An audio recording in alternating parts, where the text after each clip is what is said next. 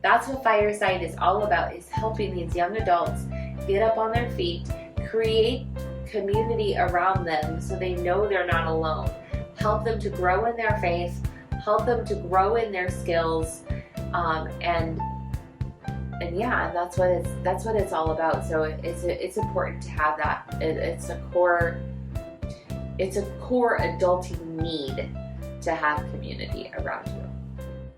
Welcome to Fireside Talks, where we help bring you from survival to stability through skills, support, and the hope of Jesus Christ. Welcome to our month on Adulting 101 here at Fireside Talks. This week you get just me, Samantha. Pat is out on a work trip, and I wanted to start off with sharing with you guys an adulting skill that no one taught me, and that was moving. No one ever taught me how to move your entire house.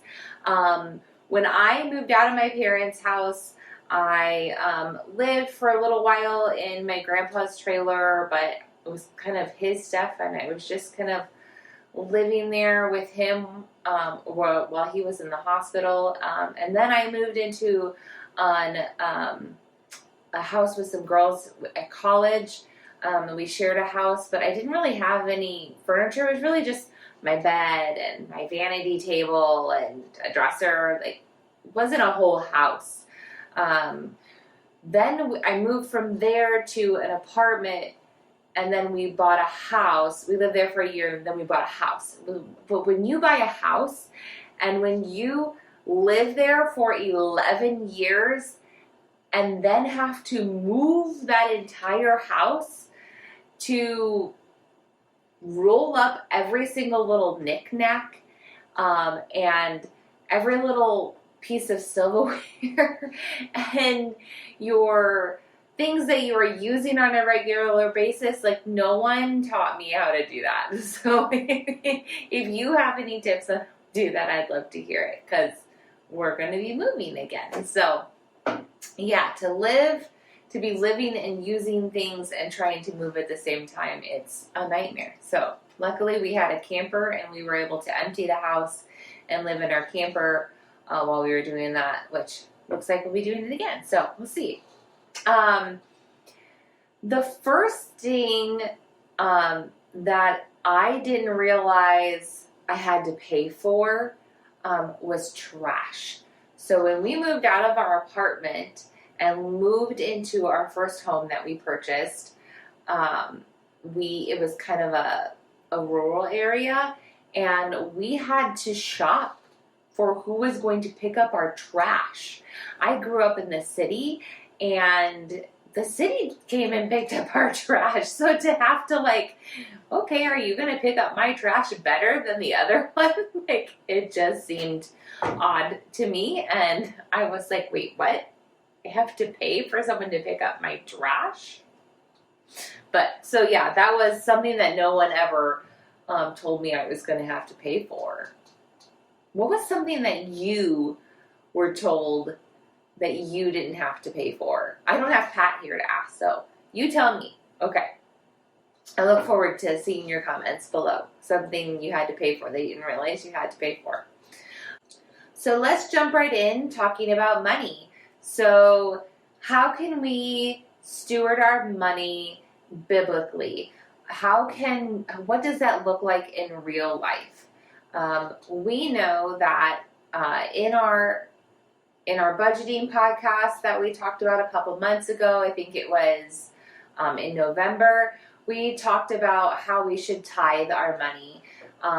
We should be giving to our church, and we should be giving to ministries, but we should also just be helping people. It says in James that we should be helping the widows and the orphans, and we should be making sure that we're doing that with our money. But we want to be smart about it as well. So when you have an inconsistent income, you want to make sure that you're paying your bills, but you're setting aside your tithe. Now, the tithe is supposed to be for God. You have to pray about how to discern where that is for you. If that's giving to your local church, if that is paying for your neighbor's electricity bill, if that is giving to a ministry that you just love and want to help, that is up to you to decide where that money goes. When you don't have a consistent income, you need to make sure that you are paying your bills and setting aside. So depending on when those bills are due, it will depend on whether or not you can set aside at the front or the back end. But you have to lay out a budget to begin with, and then just pay things as they come when you're able to. We split our tithe in half. We get paid at the beginning of the month and then later into the month. So we tithe at the beginning and then we tithe at the end. So if that works for you, then you can do that. When things are tight and you are just trying to survive, sometimes we just have to take a season and give what we can. But it's important that any money that we have coming in, that we are looking at that as a gift from God, and He has blessed us with that and want to bless others with that as well. Even if it's a small portion for the time being, give back, because God is going to bless that tenfold. And it's important that we give back to Him the things that He gave us, that we want to serve others. But so it's important that we try to still be generous, but still be consistent with paying our bills and wanting to stay on top of things. And remember that it's only for a season. So if I can only give $25 this month because I have so many bills I'm behind on that I'm just trying to get ahead, if I got into some trouble with some credit card debt and I'm trying to pay that down, if tithing has to take a smaller increase, give, what's the word? Make sure that you still give, but give proportionally. If you're making a lot of money and can give more than a tithe, then absolutely do that. And if you're not making a lot of money and you barely can feed your family on the table, maybe you need to be the recipient of someone else's tithe for just a season. But it's important to remember our generosity. Maybe your tithe needs to be more in the form of your time instead. So it's important that no matter what, we are staying on that generosity mindset and not a selfish mindset. That I can't give my money right now because I have to take care of me, is not the mindset that Jesus ever told us. That we should always be trying to take care of somebody else. We should always be serving. That is our mission here on earth. So we want to make sure that we are keeping that mindset. But there's definitely been times where we've had to say, okay, we need to be the recipient of that generosity for just a season. And that's okay. There's nothing wrong with that. One of the biggest financial mistakes that we have made was to trust a debt solution business. Pat was laid off from a really good factory job and made that switch to back to the ambulance, and he was able to do that seamlessly. So we never went without insurance, which was good because I was pregnant with Ruby. But at that time, we also incurred a lot of credit card debt. We did not realize the implications of credit card debt, and when we were young, and I pray that most young people don't get into that because it's dangerous, that cycle of credit card debt. And we turned to a debt solution business that said, stop paying your credit cards, and we will, what did they say? We will negotiate them down for you and pay them. And that just got us even further in a hole. So we ended up actually filing bankruptcy at that time because of them. So don't trust them. The debt snowball is that Dave Ramsey puts out. If you do get into that, is the best route for that. And we talk about that a little bit in the November podcast on budgeting. So if you want to look at that, you can. If you are on a budget and you are looking at your groceries and saying like, or not even just groceries, your meals, this budget line is ridiculous, then there are some cuts you need to make, or maybe need to make. When you're on a budget, you need to think about the food that you're, I don't want to say that. I don't want to say when you're on a budget, you need to think about the food you're going to eat, because everybody really should be on a budget. Everybody should be paying close attention to what they're spending and telling their money where to go, not wondering where it went. And so everybody really should be on a budget. When you are on a tight budget, you might need to think about the things that you're eating and change your food. Maybe you can't have lobster tonight. And steak is really expensive, especially right now. So maybe we can't have steak.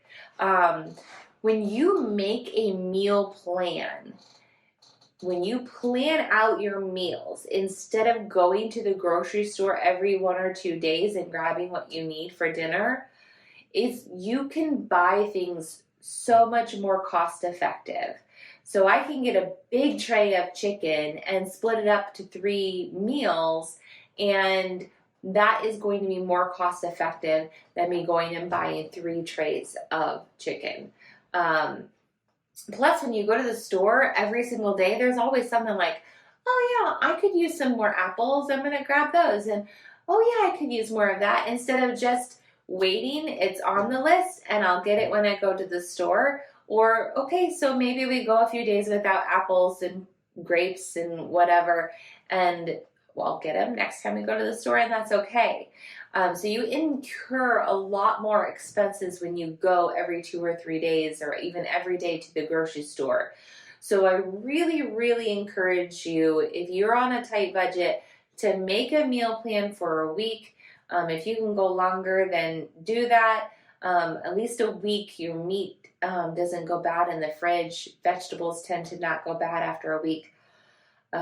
So a week is a good amount of time to plan for. And you're not thinking too far ahead of, as far as like things that might happen or events that might pop up, and you have that planned. So yeah, make a meal plan, plan to use multiple things, look at your fridge, see what you have, make a plan for that. I'm not always good about that. The freezer's downstairs, and I don't look there, and I'm like, oh yeah, I have hash browns. I probably should plan a meal using those. But some budget meals that we like to go to, I know we've mentioned them last time, chicken and rice. Chili is always a really good cheap meal. And those aren't horribly unhealthy for you either. I know you mentioned ramen before. I don't eat ramen, at least anymore. So if ramen is your thing, then it's cheap and go for it. There's lots of ways you can dress it up as well. I know there was a time where money was pretty tight for us, and so we would get a lot of the like hamburger helper and things like that, which, I mean, they stretch a meal. I would much prefer today to make that myself than to buy it in a box. But when you're in a pinch, they work. So yeah, plan that way. On the lines of adulting, adulting can get stressful. Things pop up that happen that you need to take care of.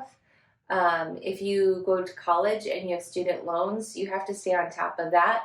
It's tax season now, so you have to file taxes, which can be overwhelming for a lot of people, trying to gather receipts and making sure that they have all of the forms gathered together, whether or not you're going to do it yourself or have somebody else do it. Taxes can be overwhelming for adulting, and sometimes, especially if you have a family, the routine of the day can get stressful. So some routines that might help reduce stress, I think, is planning a family time that you can be together and relax together, enjoy each other, having chores that other people are in charge of. So as a mom, I'm not in charge of everything. Someone is in charge of wiping down the table after dinner. Someone else is in charge of putting away the dishes. Someone else is in charge of giving the toddler a bath once a week. Someone else is in charge of making sure breakfast is ready on the days I have to work. So just sharing and delegating is important. Creating routines also is good. So if you think about simple routines that might reduce stress, is everybody knowing and having a routine. So we have lists that the kids can go by that, okay, every morning we're going to brush our teeth, we're going to brush our hair, we're going to make our bed. And that knowing that everybody just has a list and they're making sure that it gets done can reduce my stress. There are times that it's stressful. I do have to say that not everybody actually makes sure that everything is done. So there has to be some accountability built in there. But training them from when they are young that these routines just need to happen can help reduce the stress. I generally am not concerned when we walk out the door that everybody has shoes on. Sometimes coats, but not shoes. So also like shoes in the car, that has always driven me nuts, that a toddler would take off their shoes and throw it back in the car, and you have no idea where their shoes are, and then you're spending 20 minutes trying to find their shoes when you're trying to get out of the car, when they had shoes when you got in the car. So just training and repetition, teaching them that our shoes don't come off in the car. So that creates less stress later down the road. I also truly believe that me getting up early, being able to have my quiet time in the morning by myself and spend some time in the Bible, in Jesus, letting the Holy Spirit fill me up and ready for the day, is a huge routine of mine that helps save my day and creates less stress. It allows the Holy Spirit to work through me for the day, and so I'm not trying to do the day on my own power. So that's a huge stress reducer for me. When you think about adulting, some people have always told you, or you might have had worries about things that you might have to do. And for me, I was so worried about having to pay bills. Like, it always seemed so stressful for my dad to have to sit down and pay the bills. And I don't think I needed to worry that much. It really wasn't that big of a deal to sit down. Okay, I need to pay this company this much. Write the check. Here you go. Put it in an envelope. Get it in the mail. And now it's so much easier. Most of it is we pay it online or have our bank send a check and use bill pay that way. Actually, we personally have a certain amount. We figured out how much our bills are, and we have a certain amount per paycheck put into a separate bank account, so it's not in our regular spending account, and then it's automatically withdrawn from there. I'm not huge on automatic withdrawals because inevitably something happens, and at that moment in time, you do not have the money in that account to withdraw. And like maybe I needed to wait a few more days after the due date to actually pay it. So it's not actually late to incur a late fee, but I just needed to wait a little bit, or maybe I need to pay it early, or whatever the case may be. And so the automatic withdrawals drive me a little nuts, but the fact that we have that automatically every week, every paycheck put into that other account, knowing that it's there and then it's automatically withdrawn, that's a lot less stress even than it was. So paying bills it doesn't need to be that stressful. So it was a lot less stress than I thought it was going to be. When you are first an adult and you're moving out of your house, out of your parents' house, how are you to be independent but still want to honor your family? And as Christians, we still want to honor our parents.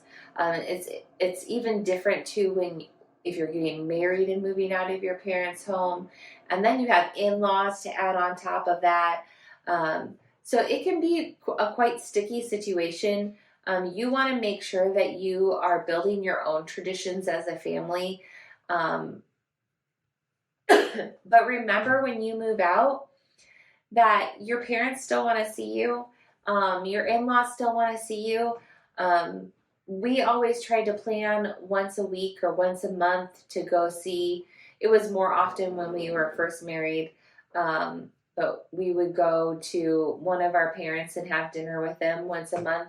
And when you're first moving out and you don't have a lot of money, what better way to save money on groceries than to go eat with your parents?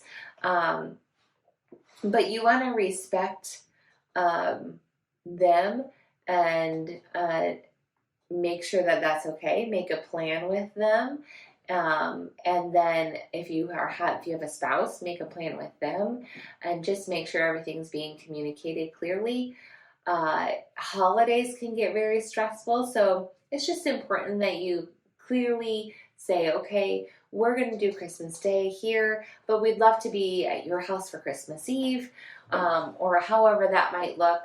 And to me, the Christmas is about Jesus.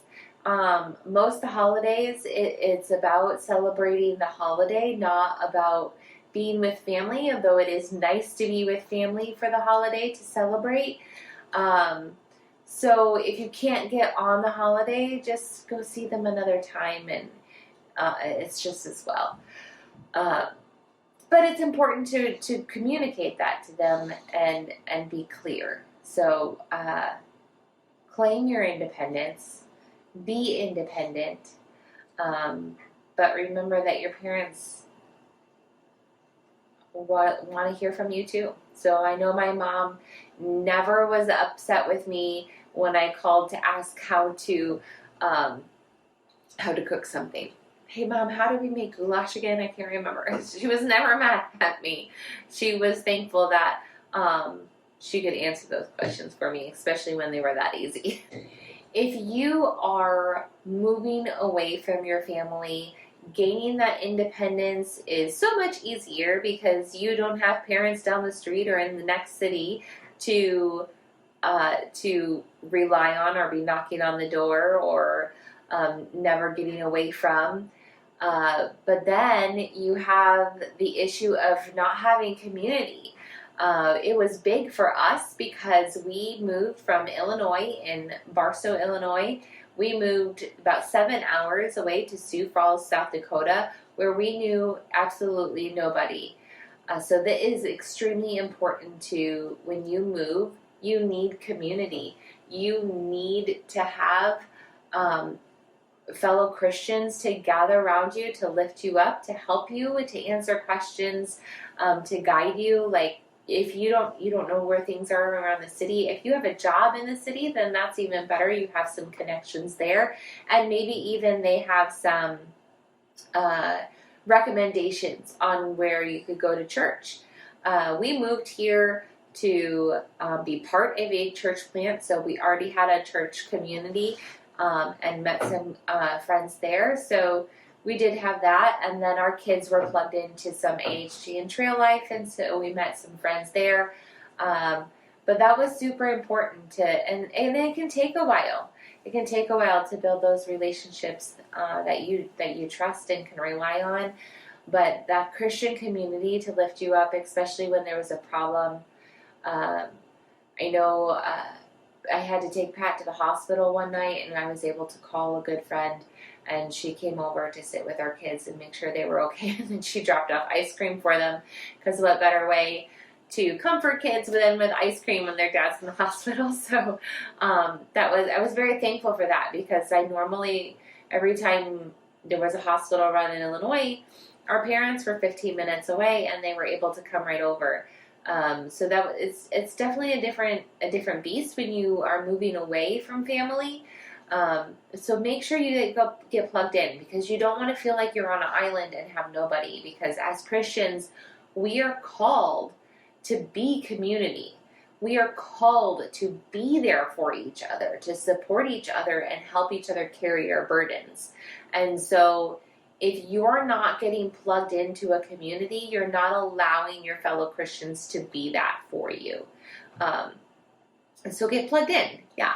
Community is important. That's what Fireside is all about, is helping these young adults get up on their feet, create community around them so they know they're not alone, help them to grow in their faith, help them to grow in their skills, and that's what it's all about. So it's important to have that. It's a core adulting need to have community around you. In my list of questions here to go through, a subscription plan that you regret. There's so many, right? Everything is a subscription these days. Do you have a subscription plan that you have regretted getting? I feel like there's a lot for me. We often will sign up for Audible, and then you have to use your credits before you cancel it. Otherwise, you lose your credits. And so then we end up not canceling it, because we're like, oh, we only have one credit. Do we want this book or do we want that book? And so then we don't don't cancel it, and then we get more and more and more credits that we need to spend. And so I don't necessarily regret Audible, but it's definitely a difficult one that we get trapped into. I think I regret meal plans the most. Those meals where they send you the box with all the individual ingredients, and then the recipe cards. And I think I regret it because it made me feel like I needed to cook that way every night. They were super simple. Generally, the recipes were simple. All the ingredients were there. I felt like it made it harder to not have it, to be able to go to the store and I have to buy a whole jar of mayonnaise instead of just the serving size that it sends with. You know, it sends exactly what you need, so there's no waste, which is great, but you can't buy that from the grocery store. And so when you stop having it, learning to look at food different and meal plan differently, I feel like that was difficult. So I think I regret getting the meal plans, even though I still look at them lovingly sometimes. What made you feel like an adult? I know we talked about it in our last podcast just a little bit. I think when we purchased a house, I was like, wow, we're adults. If this water heater breaks, we have to take care of it.